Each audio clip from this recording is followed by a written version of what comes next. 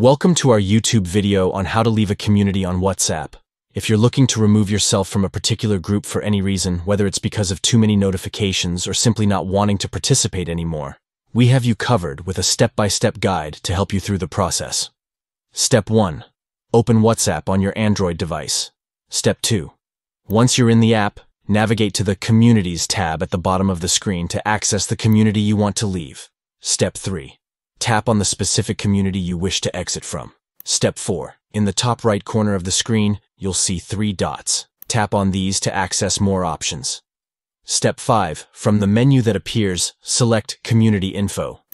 Step 6. Scroll down on the Community Info page until you see the option to exit community. Tap on this to proceed. Step 7. A confirmation message will pop up asking if you're sure you want to leave the community. Confirm your decision by tapping on Exit. And that's it. You've successfully left the community on WhatsApp. Remember, once you leave, you won't be able to see any new messages or updates from that group, so make sure you're certain about your decision. We hope this tutorial was helpful for you. If you have any other WhatsApp-related questions or need further assistance, feel free to leave a comment below. Thank you for watching, and don't forget to like and subscribe for more tutorials like this one.